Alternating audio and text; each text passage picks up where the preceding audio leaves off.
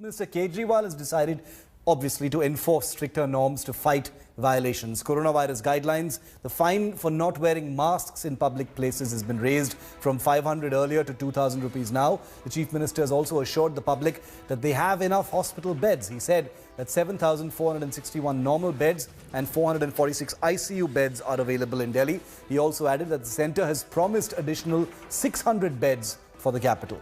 He added that Chhath Puja celebrations in public places like ponds, lakes and rivers will remain prohibited in Delhi. Kejriwal's address comes after a crucial all-party meet held earlier in the day where the Delhi government faced opposition heat on the deteriorating COVID situation in the capital.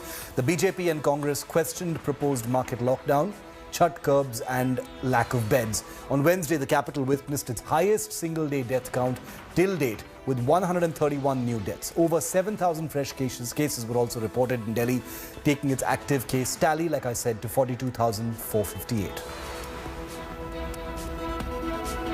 Delhi में बहुत सारे लोग mask पहन रहे हैं, लेकिन कई लोग अभी भी मास्क पहनते नहीं हैं।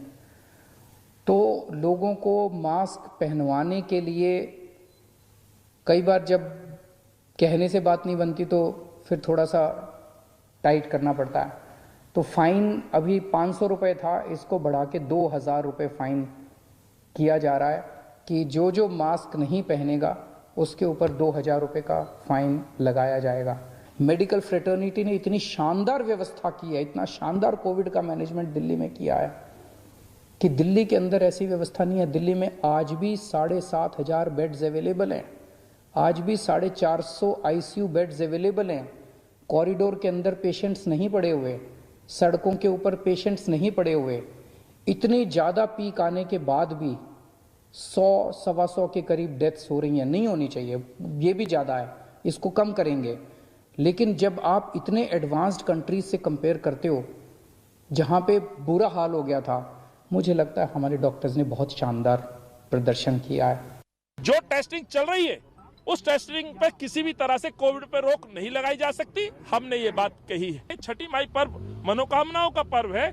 इसमें लोग कई महीनों और कई सालों तक अपनी मनोकामना पूर्ति के लिए व्रत रखते हैं। एनी मूवमेंट पर जिस तरह से पटाखों पर बैन लगाया गया था, वैसे ही यह भी एक बार गलत फैसला साबित होगा। इस तरह के हमने सुझाव दिए। आप सोच के देखो कि अगर हम बाहर किसी तालाब के अंदर 200 लोग एक साथ उतरेंगे और उसमें अगर एक को भी कोरोना हुआ, और हो सकता है, तो सबको कोरोना हो जाएगा 100%। आप सोच सकते हो कि कितने बड़े स्तर के ऊपर कोरोना फैल सकता है।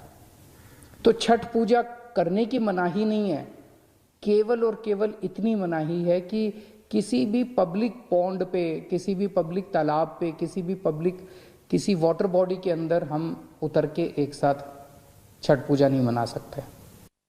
जो दिल्ली सरकार ने काम करना चाहिए था वो नहीं कर पाए।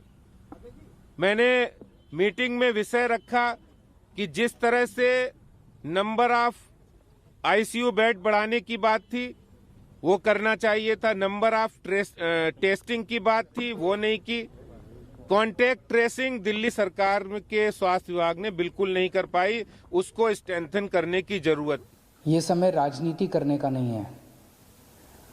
राजनीति करने के लिए तो पूरी जिंदगी पड़ी है। हम लोगों को थोड़े दिन के लिए राजनीति को साइड कर देना चाहिए, बयानबाजियों को साइड कर देना चाहिए, आरोप प्रत्यारोप को साइड कर देना चाहिए। ये समय सेवा करने का है। जितनी हम सेवा करेंगे लोगों की, उतने लोग हमें याद रखेंगे। And as cases continue to rise in the national capital, residents have been thronging market areas while people are seen wearing masks, social distancing. Well, that's a completely different story. Take a look at this ground report. The Delhi government has an uphill task at hand. The numbers have been rising every 24 hours. Even the death toll is 131, which is the highest seen till date. The Delhi government is now contemplating shutting markets where there is no social distancing. I'm standing in one such market. This is the Sarojini Nagar market. People are definitely wearing masks, but as you can see, there is no social distancing which is being maintained at the moment. We have seen how during the festive time people were thronging markets, and the Delhi government believes in the next few days we could see both the death toll as well as the numbers go up because of the way people were thronging markets. The other thing that the government is doing is that it is holding a very crucial all-party meeting. Important decisions will be taken in this meeting.